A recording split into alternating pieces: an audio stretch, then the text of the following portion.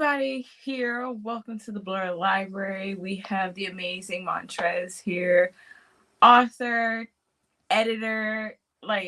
You're doing so much in the indie space in both books and comics. I just want to spend this time picking your brain and throwing as many flowers as I possibly can at your feet, just telling you how amazing you are.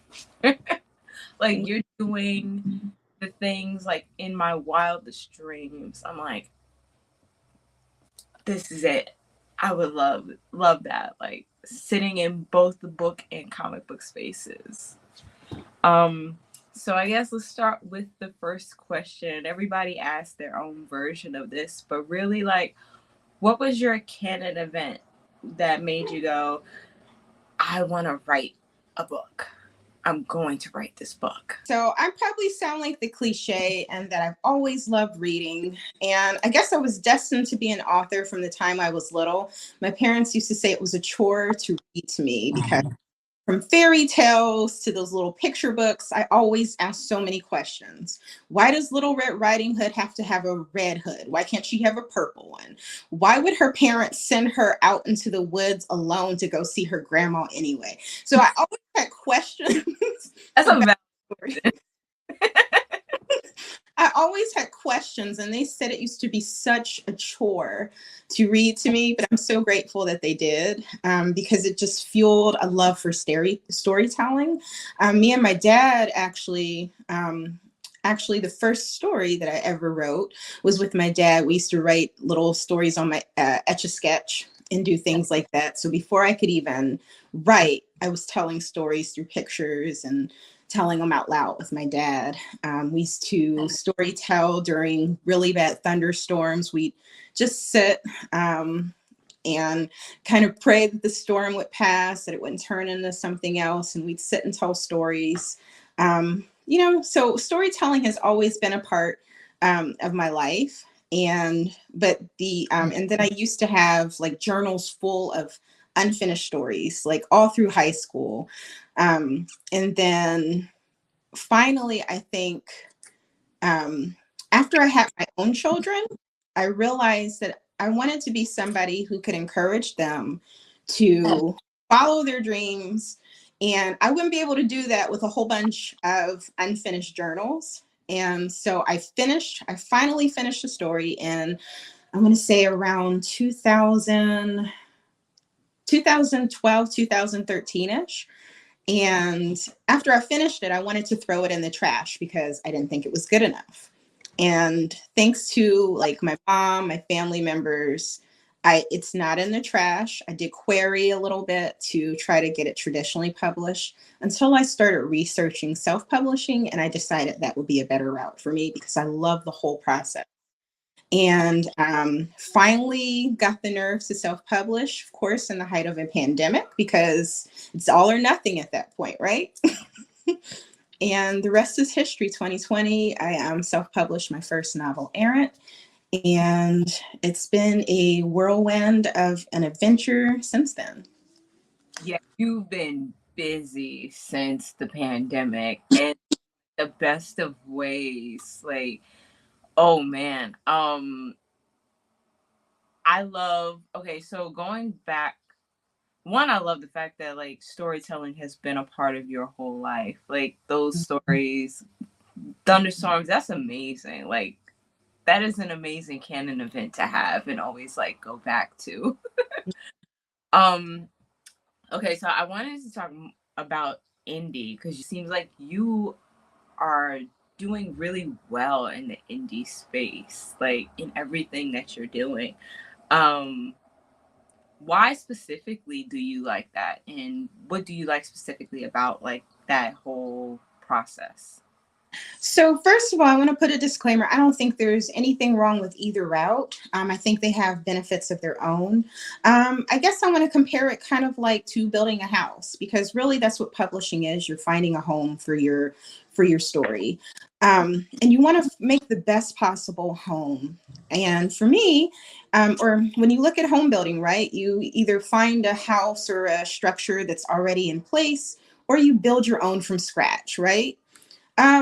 I think that indie indie creating is like building things from scratch. And I just love everything about the process.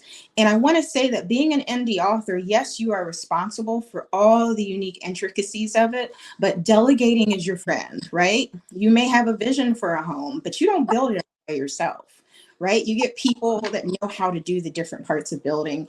And so I think that is one of the secrets to having a successful indie career is knowing what you can do, what you want to do, and then getting help. Writing is not as solitary, creating is not as solitary of a practice as it has, it doesn't have to be that way. And I think that's where a lot of our creatives burn out or they get frustrated, sometimes even a little bitter because you feel like I'm in this by myself, I'm doing it all by myself. But I'm here to tell you, you don't have to. So having a community in the indie space is really, I feel, what makes it thrive.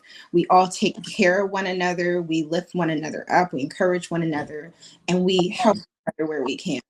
And that's what's really helped me. I will never say that I've been able to do this all by myself. Like even back to how I published my first book, I had a lot of people in my corner cheering me on, if nothing else. And so I think indie, you're in the trenches. You are just building. You get to see how everything comes together, and you kind of have control over that as much as we can control things. So I think that's the fun of it, but also sometimes the frustration because there are so many avenues that you can choose, so many ways of storytelling, of self-expression, and it's amazing to see and to build and to put together.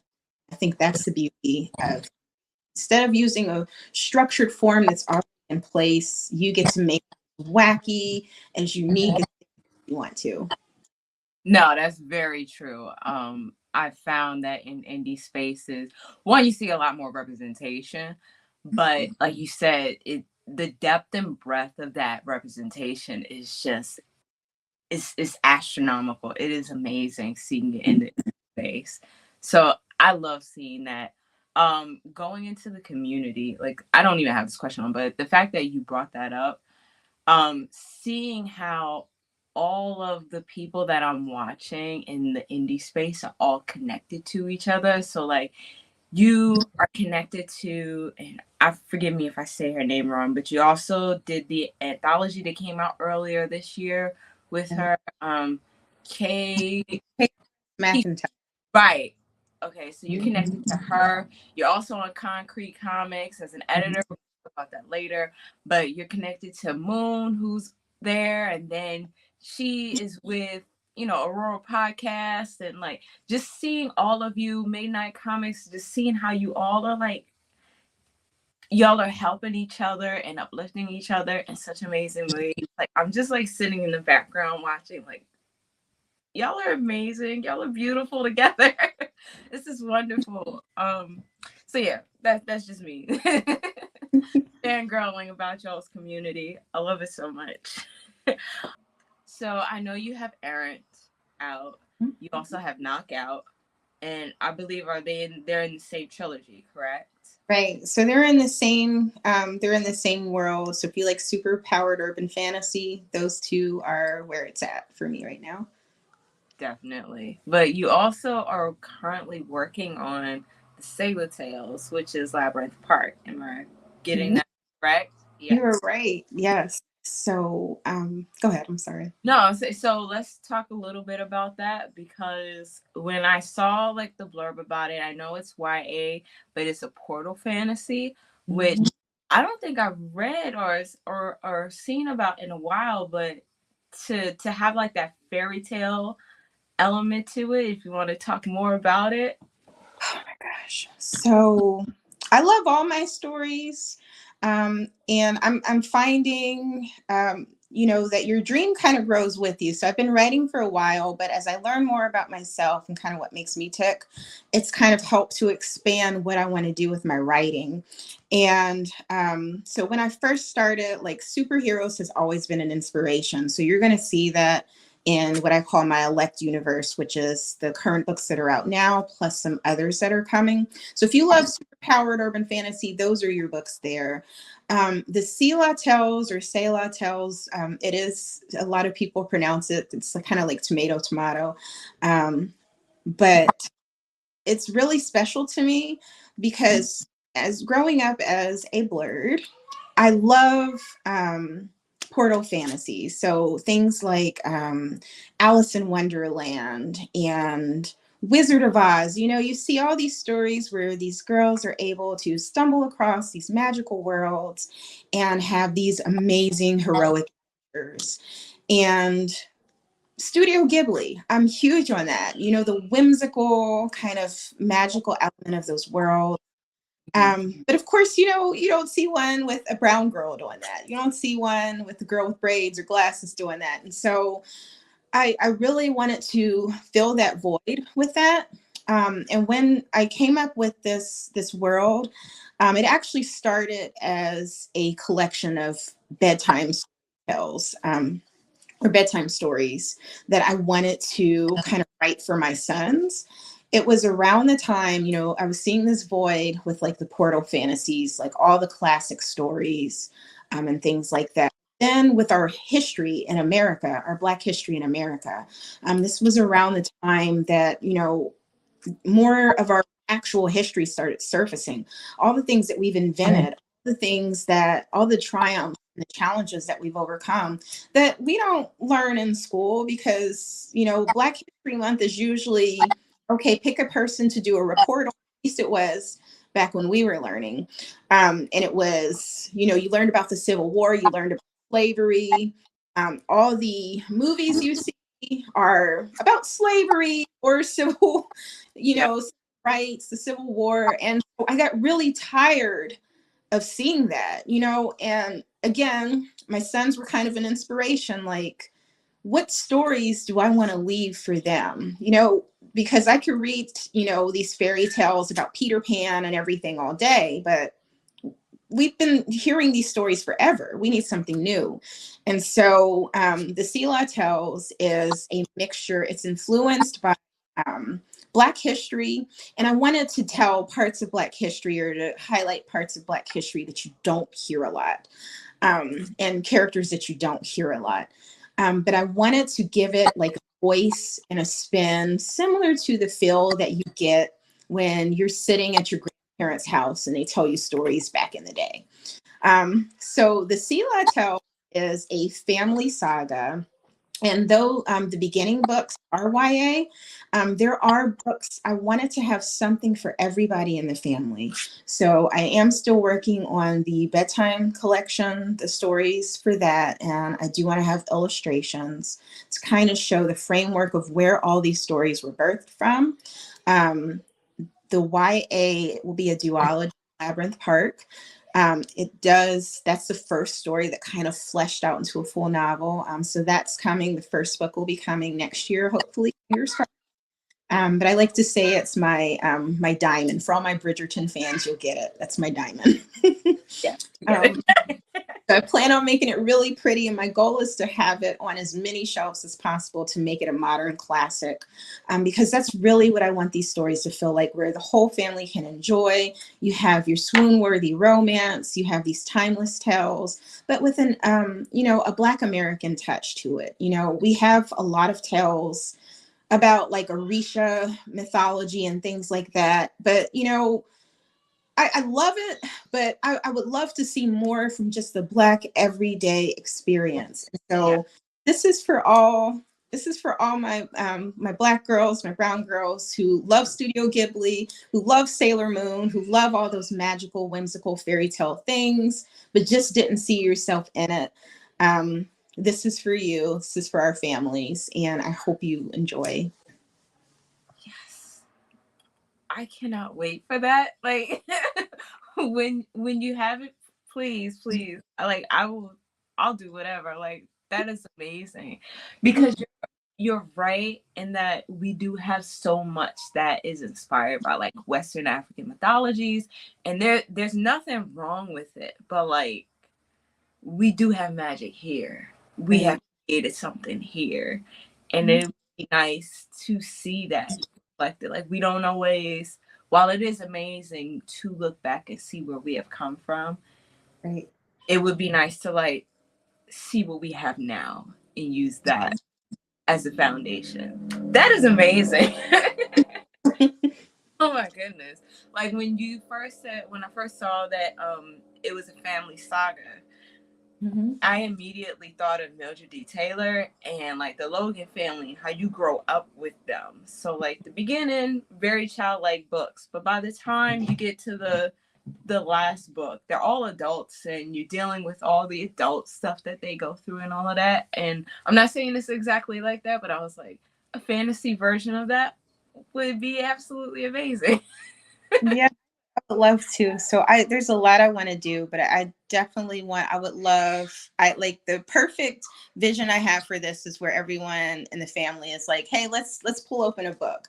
You've got your picture books, you've got your bedtime stories, you've got a book that adults feel seen by, because after the Labyrinth Park series, I have an idea that I've been outlining that would be the next book for this. But this one, it's kind of like a Howl's Moving Castle meets The Old Woman Who you, you know, um, just like what it's like to be a mother who's overwhelmed with life but still, that whimsical story that really speaks to what it's like, transitioning from, like a, a young adult hero to like a full adult.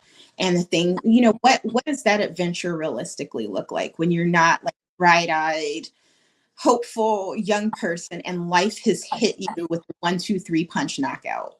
Oh. So I do have that one. I'll probably be having tissues with that.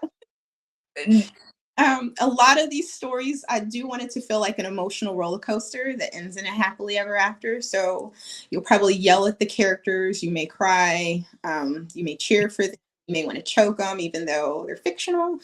But that's what I want these stories to feel like. Something that really charges your emotion and just celebrates who we are as a people, because we're not a monolith. So it's not going to be, everyone's cup of tea. But hopefully there's some reader out there who will feel seen and celebrated and loved when they read these. Yeah. I want to read the mom one. When you said that, I almost stepped up a bit. Like, Yeah. that's life right now. Yeah. Oh man. I'm so excited for this and like this journey you're gonna take with the Steeler Tales. Like, for everyone else, please, like, there's so many ways to like engage with you and to keep up with it. We'll go over that later as well, but like, actually no, I think a part of it is through your novel creature network, right? Keeping Right. Yep. everything. Okay, so let's go into that because you have created like this behemoth of books and keeping up with you. I think it's amazing, Thank right? you. So under the Novel Creature Network, you have the podcast, you have Fable Book Club, you also have, oh my goodness, you also have Storygraph. Like, you have all these different ways to engage with books written by diverse authors and speculative fiction. So let's ask, how did you come up with the name Novel Creature Network? Okay, so novel creature is kind of like a play on words. It's a mix of faith, a love of words, and just a love of storytelling. And um, it's just, I wanted something witty, but I wanted something kind of legendary, something a little playful and bookish to kind of reflect like the book nerd that I am. And so that's where novel creature came in. A novel means, we like books, but it also means like a sense of newness, something that's never been done before. And while, there's rarely anything that's never been done before, I feel like we can each experience something that we've never personally seen before. And so I felt it captured the type of wonder, the type of whimsy, and the type of empowerment that I wanted to incorporate in my books and in my bookish space. So that's kind of where that came from. And if you see the original logo for that, it does have a phoenix. And of course, anyone who knows about phoenix mythology, and you probably see it a lot in fantasy-based, the fantasy world, but I think it's always been a powerful imagery that's inspired me because life throws a lot of stuff at us. But the way that we take it in, the way that we pivot with it, there's a sense of newness when we come out. Like we survived something and we're no longer the same. And so I want to use my work because I do believe that our stories are powerful. Our words are powerful. Um, and so not just the stories that we read, but the ones that we live. And so I want to use my stories to kind of encourage you, like the fairy godmother encouraged Cinderella. Like, I know stuff looks impossible, but impossible things are happening every day. And then I also want to empower you, like Professor X did with the X-Men. Like, listen, you got this. So when you read my work, when you come into my space, I want it to be a recharge where you can take a break from all the craziness, from the world burning, recharge, and then go back out there and go do your thing, whatever that looks like for you. So that's kind of like my thing. And that's what the novel creature community is all about. So with the podcast, you are interviewing authors, creators. You are interviewing all these people in these spaces. And I know your most recent one that came out is with the Status Fiction owner, Jolie, who, like, by the way, shout out to Status Fiction. Like, you're doing an amazing job over there. But you're interviewing all of these authors, these people within the speculative fiction space. With the book club, you're on Fable, right? And now you're having people like engage with the work that you're reading. I know one of the books was from the authors, or like, can you go on a little bit more about that? Thought behind the other aspects of the bookish things that I do is, I can only write so many books a year. As a mom of three, family life can get crazy. I also deal with autoimmune conditions and just general life in general. I'm human. I can only push out so many books. And so, in the meantime, I like to recommend other books and other creators because, I've never stopped being an avid reader and just fangirling over books. And so, um, I thought it'd be cool to kind of do like interview spotlights and then connect it with a book club where we can like read through those things and just really support and celebrate authors that way. So that's kind of the thought behind it. It's getting tweaked here and there, according to what my capacity is and kind of like the climate of the community, how people are kind of supporting it or, just kind of engaging with it. I'm always looking for ways to nice what I do and make sure it's effective. So you'll oftentimes see me pivoting. I'm getting ready to introduce some pivots and changes currently, but yeah. So that's the short end of it. Just another way to celebrate and support more awesome books because I know how hard it is, both for our traditional friends and our friends in the indie space. So the more books, the merrier. Very true. Very true. What kind of pivots are you doing, or is there like a whole launch? So, I think when you do work that you love, it doesn't feel like work until you're on the floor and you absolutely can't do it. And so I think for me, I frequently try to reflect on doing the things that matter most to me that I have the capacity to do and making the most impact with that. So I frequently look at what I'm doing. I'm seeing how effective it is. I don't want to have interviews and it's wasting people's time. Nobody's looking at them, or it's trash, or nobody's picking up their book for book club, or I really want to make sure that the things that I'm doing, that I'm putting my time to, makes an impact. But again, human, and realizing that the work that I love to do is still work. Um, you got to kind of evaluate, okay, you got to make time to eat, you got to make time to sleep, you got to make time for your family, because it doesn't, I don't want to be a hypocrite where, I'm spending all this time building up other people, and my kids are, they never see their mother. My husband never sees his wife.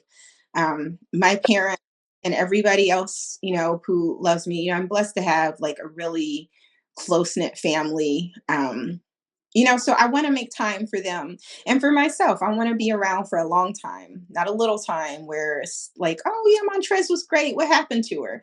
No, I want to have that kind of steadfast career that you see, like people like Stephen King, R.L. Stein, or Shonda Rhimes. They've been around for a long time. They found their flow, their pace. So I frequently try to. Wow, that was loud. Sorry. I frequently try to, just assess that.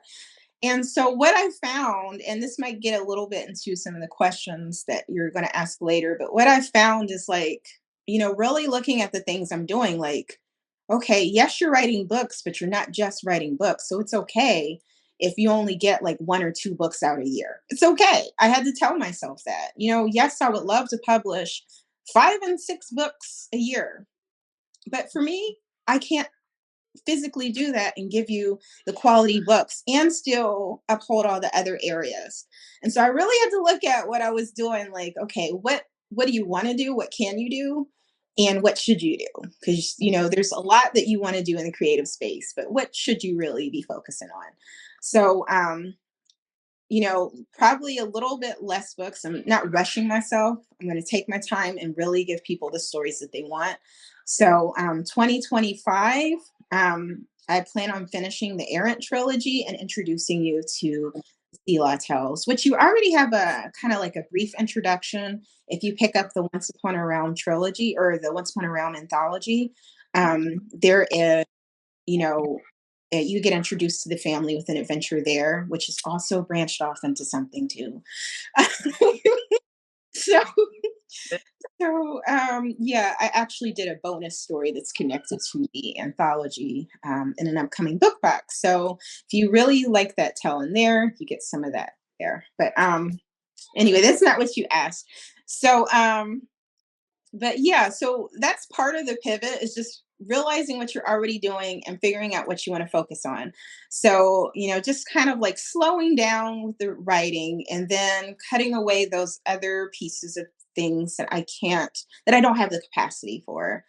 Um, I realize, hey, you're an editor in chief of like an award winning Black owned comic book company. It's big, Yeah.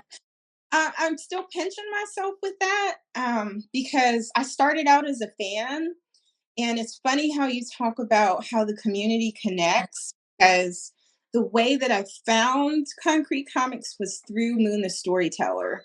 I saw her comic book being recommended by another one in the community. Her name is Frankie, Fantastic Frankie. Um, she did a review. I remember that review. Yep. And that's how I found Moon the Storyteller. I'm like, wow, this is a gorgeous comic. And then I went to their website, saw all the other amazing work they did, started as a fan. Then they asked me to be a blogger. And then before I knew it, All questions. No, you're good. I guess, you sometimes you just have to sit back and really think about like your journey. And I'm like, you're not the same girl that you were in 2020. Like, you're a full on editor in chief now. And so, then you have to kind of like look at who you are as an individual. Like, I'm still a huge fangirl of like all the stuff. So all the things that come across my desk, just I'm like fangirling. But now it's like you're in this place. And you have the opportunity to give other people opportunities to see other stories out in the wild. You have the opportunity to like see these stories come together in a whole uniquely different format. And so, I pinch myself all the time. I'm just extremely grateful to do that. But so that makes it pivot. Like it's okay that I write slower when you're doing something to that magnitude. It's not just about you. So, and then we've got another nugget. Blurred Station. Blurred Station. It's huge. Um, Being able, for those of you who may not know, Blurred Station is a streaming service, but it's not just that. We creating spaces and opportunity for Black and BIPOC creators and stories to have their own platform. A lot of times, somebody recently said this, but we see ourselves like in sports, comedy, some romances, but you don't see a lot of speculative fiction where anything is possible. Like where we're on Mars fighting aliens or coming up with these like amazing technologies and different things. We're starting to see more of it, but it's not often written by us for us. And with Blurred Station, you are literally creating that space. And right now, we're gathering funding. We're in pre-production for a lot of our shows. But again, this is a space where we can make opportunities, not just myself. Everyone who's involved can help make opportunities for people that look like us, that want to create products, stories for people that look like us. And so I urge everybody to check it out. But that's huge. So Like Blur Station, for those who don't know, like the mainstream backing that it has is very impressive. Like fantastic. I was floored looking at all of the people who are involved. I know Orlando Jones is like part of the production of something that's being filmed right now. Oh, forgive me for not knowing the name. Um, but I my know Jay White, yes, is his production that he's involved in. Like when I saw the names that's connected to this, I said, "This is gonna be massive." And there's even more. I don't know if you guys are familiar with it's Kevin Grievous, I think. He was Yeah, Underworld. Yes, he's part of this as well. Like he's in the backdrop of it as well. There's so many names, and then so many other creators that are a part of this that are in the indie space. Guys, if we could get everybody behind this, we could have it done in no time. But like the way that it's set up, if you support now, it's actually like an investment. So you get like part ownership to it. So you're literally investing in the content that you want to see just by subscribing. And it's like your investment for it. It's 10.99 a month. And you're literally paying, that's your subscription, but it's also your investment. So it would be like if Netflix was like, hey, we're starting, sign up, and your sign up will, it's going to help to fund what we're doing. It's your membership. And when I say that Blurred Station is huge, we're not just talking about television, and this is original stuff. It's like live action. We've got anime. And then not only that, there are comics. So some pages you're going to go to, it's going to have comics. It's going to have an anime with it. It might have a live action connected to it. There is so much content. And then, just think all these things need, like if we've got anime, we need voice actors, we need writers. So this is literally creating so many opportunities, and it's filling a void that we've so desperately wanted. You love Black Panther, you love Supercell. You can have like a whole channel and community of them. And so that's what Blurt Station is. So when I say that I'm pivoting, the first step is realizing all the things that I'm a part of. And a lot of times for me, it's been hard to kind of share all these things without kind of like confusing myself and maybe like all the people that are watching, like, okay, wait, she's doing books, but wait, she's over here. Does she know what she's doing? What else she doing? You know, So, it's finding a way to, for me, the latest pivot has been finding a way to give all these spaces the love, the attention, and the energy that they deserve without like dropping the ball, and you're juggling, you don't want to drop those, you don't want to drop the balls on anything.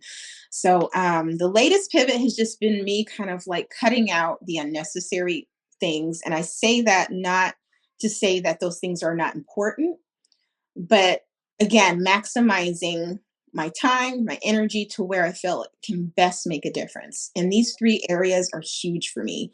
My writing, I want to make sure that I'm putting out stories that make a difference, even if it's just you had a hard day and you want to read a good book. But literally for me, my stories have changed my life. They have brought me through really hard times. And so I want to make sure that I pay that joy forward with my books and then sharing other books that do the same. Um, and then in those other areas, being able to focus on really making other people's dreams come true and sharing these stories that are going to do the same as I want my work to do. So it's just a beautiful spot to be in. I'm very humble that I have this opportunity. And, for anyone that wants to support, please, at the bare minimum, follow, like, share, spread the word. I do have a Patreon.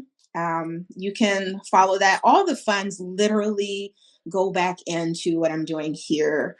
Um, you can subscribe to Blerd Station when you do that.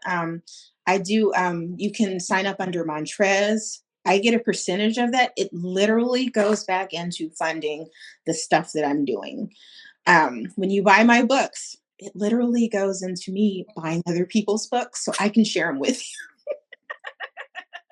like, have it. reading all the stories. So if you like what I do, please, water the ground that is inspiring and feeding you. That's what I do with everything that I have here. So please, please, those are ways that you can support. Absolutely. Oh man, like you went through.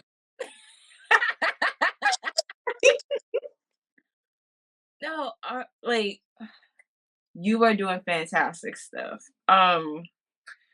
Because you answered so many of my Blur Station questions. It's fine. No, I'm completely happy with that. Okay, so on Concrete Comics, Mhm. you do have this article that I've looked at for a while now, and it's something that I love doing. I love seeing books like novels and how they can be turned into comics or graphic novels. Mhm. And 3 out of 5 I read and agree wholeheartedly, right? The Undead Truth of Us, amazing book. It should be made as a graphic novel. Sis Samurai, Mhm. at least that's the very least we can do. Ta- Right. shout out to Tatiana, like one of my favorite books I've ever read this year. I, um, say it again. I love that book. Right, Yes. amazing, amazing book. I know we both interviewed her, so like just plugs. Go look at those. Go look at the Novel Creature Network. Check out that interview. Come back over here and watch mine. Monsters We Defy. I didn't think about that, but you're 100% right. That should be a graphic novel. But I do know that that was from like 2023. Have you read any books lately that you think should be comics or have other adaptation? Oh man, I would love to see C.M. Lockhart's "We Are the Origin." That would be an amazing comic or graphic novel. I think anything that has like a nice amount of world building that you can just kind of translate into something else. You know what I mean? Yeah. I think all those stories have really cool immersive world building that would just be so beautiful and illustration. Like I could see We Are the Origin as something akin to like Arcane, that style of artwork, something along that line. I can see that. Definitely see that. You're right about the world building because when I think of like fantastic world building, I do think of like El Penelope, uh, Tatiana. Like you're absolutely into Stare with Love. You're absolutely right. Like they are fantastic with how they create their world building. They really are. You actually had me look. There's a book that you wrote in that list that I had never heard of before, but it's about a band geek, and like I've been in marching bands for the longest, so I'm like, I need to get this book now. Time for the Slayer. Yeah, Mhm. like I've never heard of a book about a band geek who is now like a vampire slayer, but here we are. I'm gonna It's an emotional roller coaster, and like the first few chapters, like they're at band practice, they're at a game, and then you're like, whoa, wait, what just happened? Huh? She's where? very We're doing what? So that book was a lot of fun, but it also had a lot of like emotional dynamics to it. Where I think if you love Buffy, this is like the band geek Buffy a little bit. It starts out like that because Buffy starts as a cheerleader, right? But yeah by the time she goes through her journey, you don't think too much about cheerleader, right? yeah. Yeah. I Yeah. I definitely gotta check that one out for sure.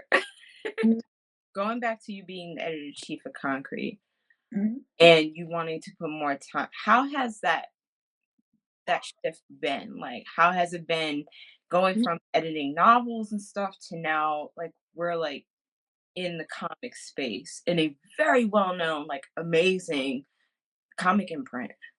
Mhm. So, it's kind of like a Cinderella story. Like I said, I started out as a fan. Um, and so when they reached out to me, "Wow, what?" I started a blog, and then, he really was impressed with my writing. He saw my background in editing, and so we had some talks, and he's like, "Well, how do you feel about this role?"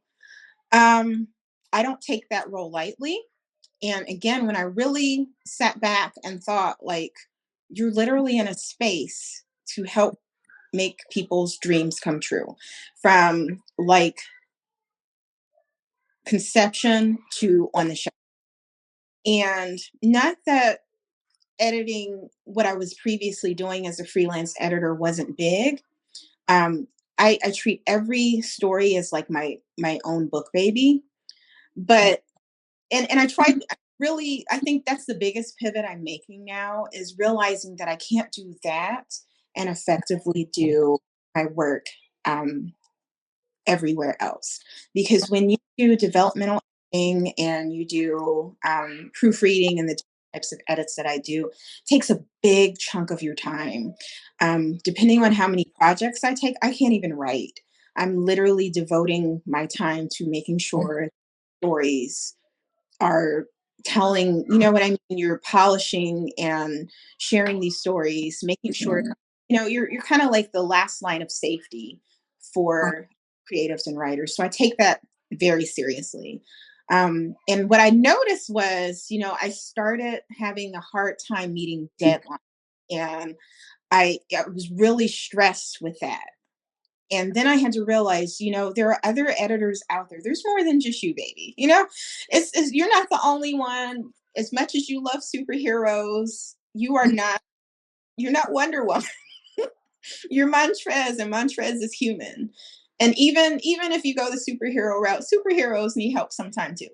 And so I had to be honest. So I'm currently it's really hard to let go of that part because I've been doing it for, but we have one story versus you being able to help 5 or 10 or 20, and with being an editor in chief, you have a whole team. But like just to see these stories being produced, um, and man, taking that time and being able to help more stories come alive, I think it was a big deciding factor. And for where Concrete Comics is going, I can't really get into it, but we're getting ready to take things to the next level. And I feel that the switch and the change and the steps that we're taking, it's big. And so the things that I'm letting go of, I'm not abandoning my fellow novel writers. Again, I have other means to kind of lift those stories. But there's something for everybody, all of the creatives, in the pathways that you're going to find either through Blurred Station, through the book club, through everything. So I had to be okay with letting that editing part go and fully transitioning into massive role. Yeah. So what's, if you can name it, what's the first um project that you worked on at Concrete? Oh man, so there were a couple at the same time. And I was honored to work with Onaji, D. Onaji, who is he has the first leading lady of our comic books, which is Odina. That, like I said, I'm a fangirl. So so working on that, I was like, oh my God. So I got to read, basically one of the best parts of doing what I do is I get to read the stories before like everybody else. So I'm just over here like, oh my God, fangirling, looking through everything. And, it just really is such a privilege. So, Onaji's Odina, go check it out if you haven't. I got to look at some of our newer books like Primate. I got to look at that. I got to assist. And this was a biggie for me too. Like I told you, Moon the Storyteller, Carla, that's how I found Concrete Comics. I got to work on book number 2. I've done some acolyte things, which is huge, so they just really, we just dove right in, fully immersed in the concrete world, and there is no going back. I love comics, but I find that since I've started working with concrete, I'm pretty much just immersed in our work and some of like our indie community work. As much as I love Marvel, DC, to watch the shows, but it's all about keeping it concrete. We've got so many stories coming. It's amazing. I can't wait for you guys to see all of them. Yo, Concrete has a dope lineup, like dope lineup. Y'all, if y'all ever get a chance, please check it out. Especially Luna. Like I remember that was my introduction to Concrete was Luna and seeing her online. Like, please.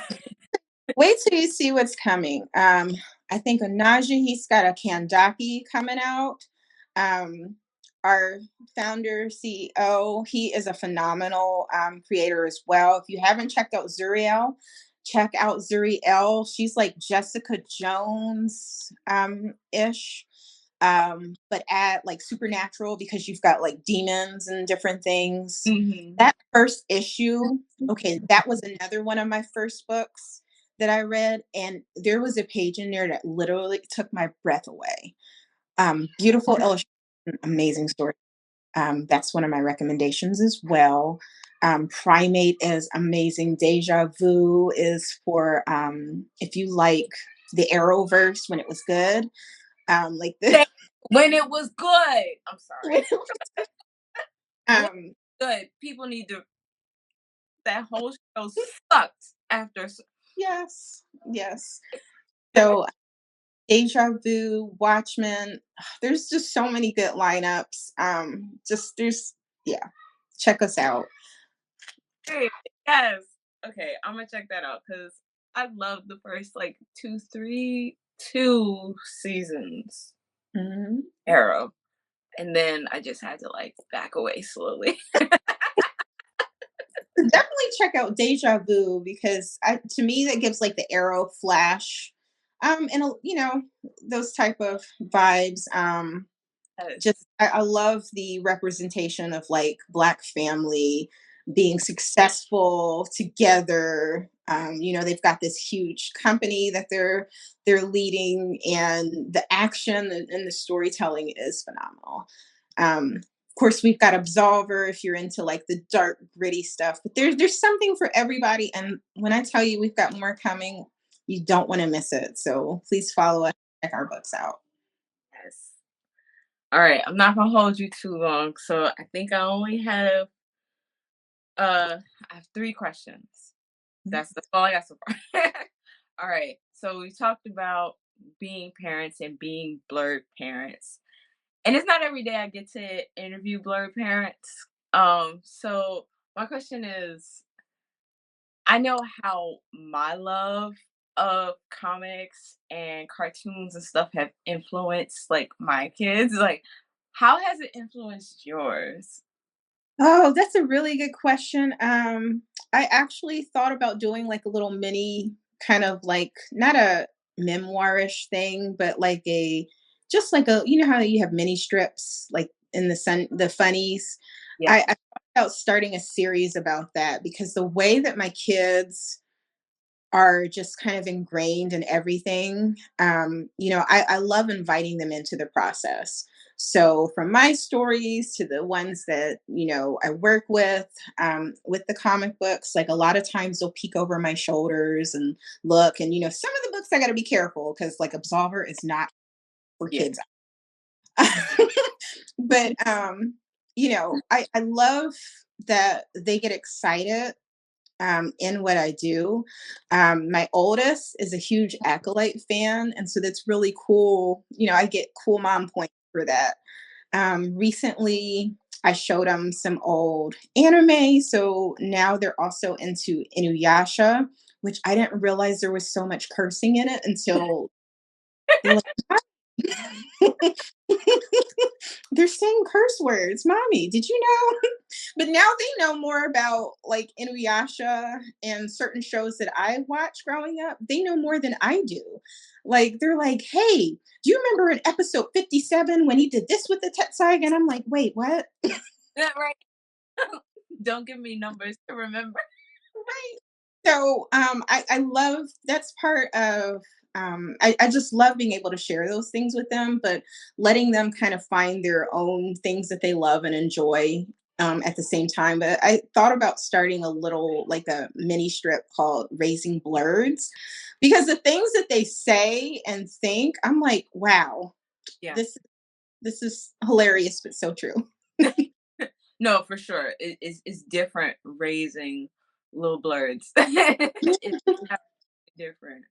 Like my son, both my kids went through like this phase of anime, but my son is now getting into it. And he's like obsessed with My Hero Academia, which is cool because Mhm. like that's one of my favorites as well. So it's like now everything we say and do with each other is very much coded with the show. Right. It just gives like another level, another layer to the relationship. It's amazing. I I love it, and being able to find ways to fun ways to connect with them. Like my second youngest, second oldest. I have three boys. He loves Sonic, so everything is Sonic. But I love it. He'll watch videos. Like now, he knows the different types of toy models, and when I asked him why he likes Sonic so much, he likes playing the games too, watching the movies. He told me he loves the music.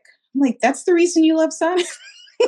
I get it. It does scratch a nice part of the brain. No, I get Yeah. that. My son is the same way. He loves Sonic. It's really, really cool seeing that. Wow. Okay. Um, all right. I know you said that you're pivoting, you're taking a step back, but you still are a reader. So, what are you currently reading? If you're not reading anything, what are you watching? So, reading books and watching TV, it's like honestly it's a part of creativity, right? You got to refill those creative wells, and that's one of my favorite ways to do it, to read books, binge watch TV. I just finished Interview with a Vampire season, like I binged the whole season, and it makes me like on one end it's one of those good forms of comparison. It makes me want to be a writer. The way that unreal unreliable narrator. Like the storytelling, I wouldn't even have to watch it. I could just close my eyes Yeah. and just picture the story. It was just amazing storytelling. Yeah. No, that Yeah. unreliable narrators, in my opinion, is like one of the greatest ways to tell stories Mm. because you can't predict much. You're just going along for the ride, and whatever happens, happens. Yes, and that's one of my recent watches that I really loved. I'm getting ready, probably depending on what mood I'm in creatively. I do want to get back to one of my little feel good shows, which is Emily and Perry, and that's another one that has inspired me in the fact that I want an Emily and Perry for our Black girls. I want a book where, or where we can just kind of stumble onto like these little escapades, and it all ends up happily ever after at the end of the episode. And you've got like that little drama, but it all ends happily. There's not a lot of like trauma. There's not a lot of like social commentary. It's just this girl living her life, doing her thing. I want more of those for us, but of course, with me, it'd probably throw in some fantasy and magic. So anytime I watch these shows and stuff, I chill, but it also helps me like look at the things that I don't like, things that I would like to see more, and how I can put my own little flavor in those voids that we're missing. So Emily and Perry is probably one of my like little snackish shows where if I don't really want to think or do a lot, I sit down for a feel good show like that. Heroes is a classic. I just started rewatching Misfits. Oh my god, seasons 1 and 2 are the best. Uh, Yes, I agree. yeah. And then book-wise, Immortal Dark by Tygus, I think it's Tygus Girma. She is fantastic. If you've ever watched Vampire Diaries and you want justice for Bonnie Bennett, that book, and you love vampire stories, that book is it. Um, what else did I just finish? It's Dark Academia season. There's a lot of those good books coming out. Alexis Henderson has one that's getting ready to come out. Jill too has a science, a romantic sci-fi, that I would recommend. That one's good, and I think that's about it. But we've got a lot of fun reads too. It's just been like a really great creative season. So if you want more Rex, check out the Novel Creature Network because I could talk all day about recommendations. I like it. All right. Final question. Um, and I always end with this question because I feel it's important as Black people, as Black women, you know, rest. What is rest to you? And currently practicing it. Oh man, that's such a good question because again, I think sometimes when we work, we don't realize that we're working because we love it. Depending on, like I love my work. So sometimes I'm like, man, I got to take a break and eat, sleep, and do all this other stuff. Really? Way. Just annoyed. But I'm learning that for me, rest is part of what I do. Your work is important. So you got to take care of your tools, which is your body, your mind. And I don't think people realize that, like, how much work it is to create. You're literally putting your whole body, soul, and all of that into what you're doing. Um, and so for me, rest is just enjoying life, taking an extra minute to sleep in.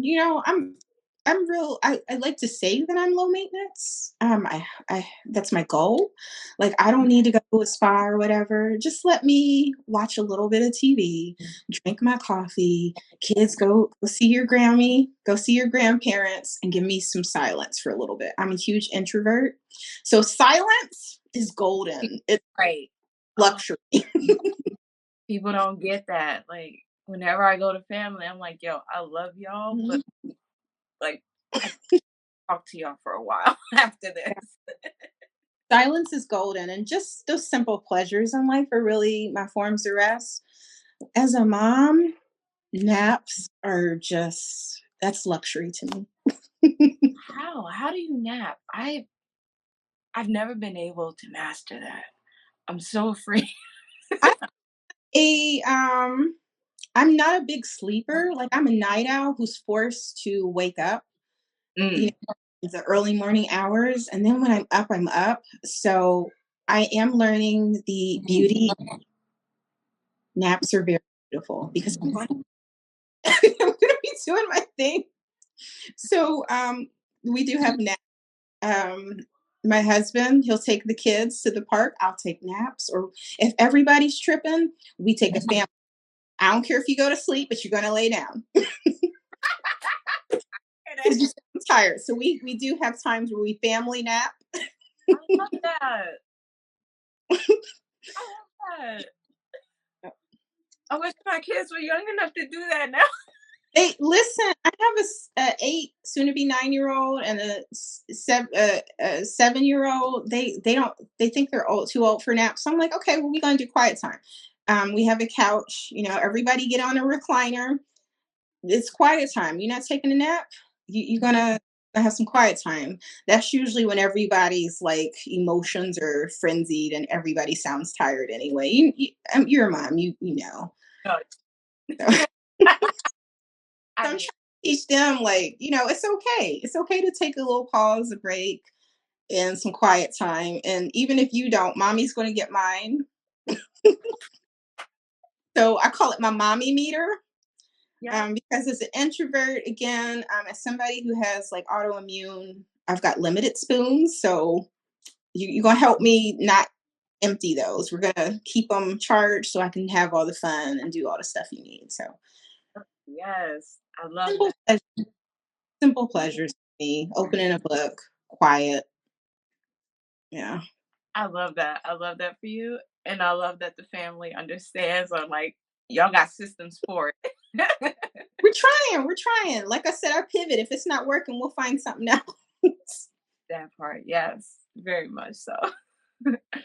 Um, this was amazing. I hope that you had a good time here. I hope that for those listening, watching, that you support Montrez and everything she's doing. Concrete, Blur Station, Errant, Knockout, Labyrinth Park, like the Novel Creek Network, everything. I wish you nothing but the best.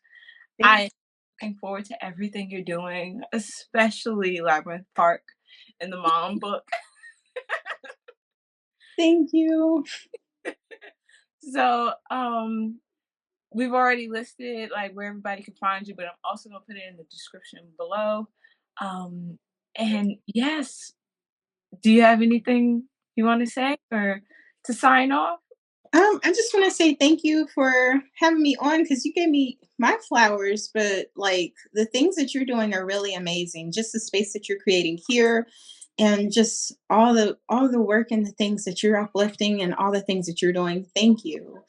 And to anyone who's listening, I really do love that quote from the Cinderella film.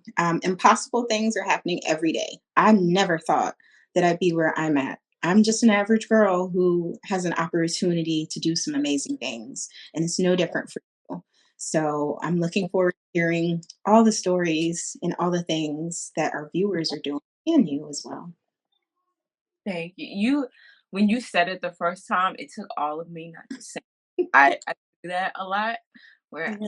I like lock it in and not belt. I love that movie. So much. It is amazing. Okay. So yeah, for everyone, I will catch you in the next one. Later.